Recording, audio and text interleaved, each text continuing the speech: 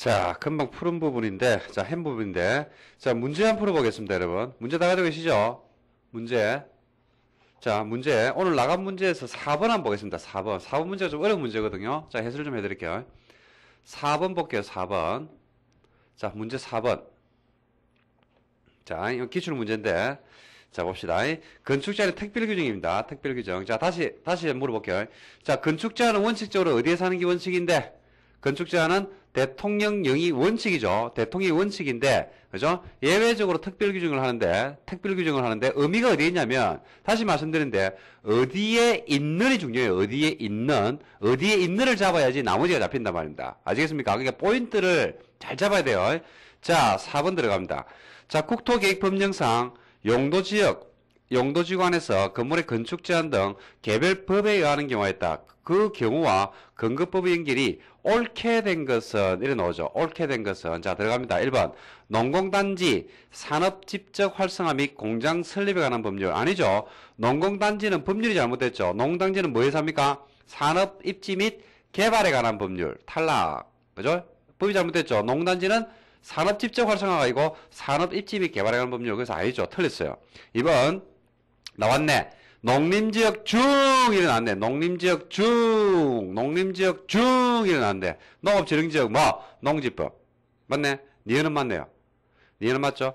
그 다음에 디귿 자연환경 보전지역 중 보전산지 보전산지는 어디에 있을 때 개별 규정으로 합니까? 농림지역 안에 있을 때 어디 산지관리법이죠. 근데 보전산지가 자연환경 보전지역에도 보전산지가 있을 수 있죠. 근데 만약에 보전산지가 농림지역에 있으면 어디를 가는데 산업을지 및 보전산지가 농림지역에 있으면 산지관리법으로 가는데 만약에 자연환경 보전지역에 있으면 어디로 갑니까? 원칙으로 가야 되죠. 어디? 대통령령. 이거 대통령 맞죠? 그러니까 디귿이 맞는 말입니다. 자연환경 보전지역에 있는 보전산지는 산지관리법이 아니고 어디에 산다? 대통령령이거든요. 자, 그 다음에 디귿 리얼 상수원 보호구역은 수도법이다. 상수원 보호구역이 수도법입니까?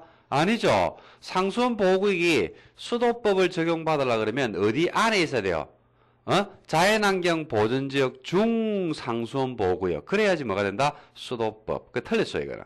그죠? 자연환경 보전지역이 없잖아요. 그죠? 그래서 상수원 보호구역이 녹지지역에 될 수 있는데, 녹지지역에 있는 상수원 보호구역이면 어디에 산다? 대통령령. 농림지역에 있는 상수원 보호구역이면 어디에 산다? 대통령령. 근데 어디에 있을 때만 수도법이다? 자연환경 보전지역 안에 있을 때만 그렇죠? 그래서 탈락. 미음. 자연환경 보전지역 중 지정문화재. 문화재 보호법이다. 맞네요? 지정문화재, 천년기념물과 그 보호구면 어디 안에 있으면 자연환경 보전지역 안에 있으면 뭘 적용한다? 문화재 보호법. 그죠? 그래서 미음은 맞습니다. 그 다음에 비읍, 천년기념물과 그 보호구면 문화재 보호법이다. 아니죠? 천년기념물과 그 보호구역이 어디 안에 있어야지 문화재 보호법 적용받습니까? 자연환경 보전지역 안에 있어야 돼요. 그래서 틀렸죠. 그죠? 그렇기 때문에 맞는 것은 니은, 디귿, 미음 요 세 개입니다. 3번입니다. 답은 3번이 되겠네요.